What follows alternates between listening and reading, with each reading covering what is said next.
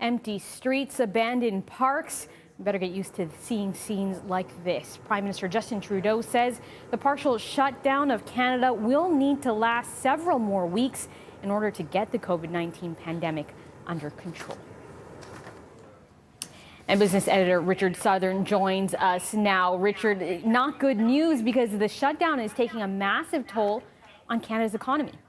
Yeah, it's important. We have to do it. But yeah, we're starting to get now an accurate sense about the toll it has indeed dealt to the Canadian economy. StatsCan today, Janella, released the GDP numbers for March. And oh boy, it was the worst number on record going back to 1961. Canada's economy shrank by 9% in March over February. That is a huge drop. The sectors that were the hardest hit were travel and tourism, restaurants, accommodation.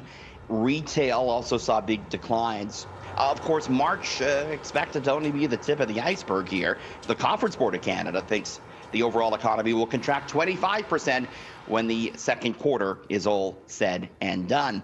Meantime, it was, the Bank of Canada trying to come to the rescue again. We had the bank today announcing a new program to buy some provincial debt. So the bank, Janella, trying to do whatever it can do. But the economic news not good, and we saw that reflected in stocks today with the TSX down 300 points. Well, this pandemic is just changing so much of our daily lives. Apparently, it's also changing what we're eating.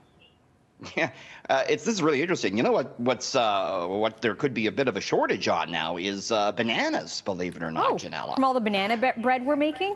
I know, your lovely banana bread. So the situation is, it's the Philippines. This is the world's second biggest banana grower. And the Philippines says, listen, we're probably only going to deliver about 60% of the usual amount of bananas we deliver to you because of the social distancing and the lockdown. There's not enough people to go and take the bananas off the trees. Oh, wow. And apparently, Janella, they have to do that every day with bananas. If you leave them up there too long, they go ripe and it's not good.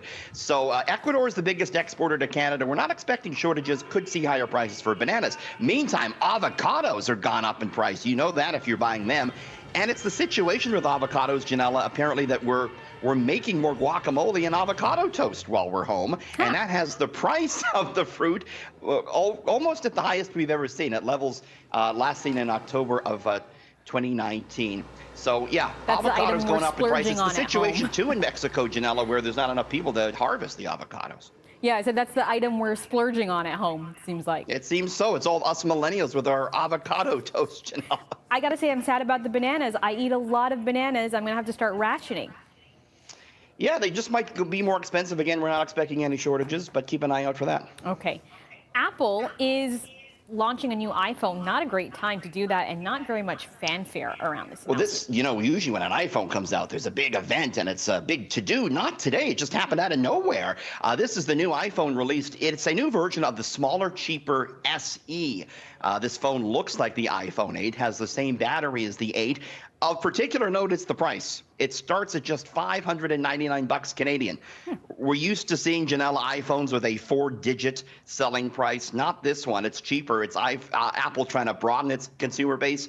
And, given the current economic climate, with all the layoffs, it might be a pretty well-timed device there. Hey, Janella, you and I are back just after 6:30. I hope everyone's going to join us because I reached out to CityNews viewers and I said, are you cutting your own hair? Are you cutting your family's hair? Send me some pictures. We're going to look at the home haircuts just after 6:30. Thanks, Richard. Can't wait to see those. Thanks.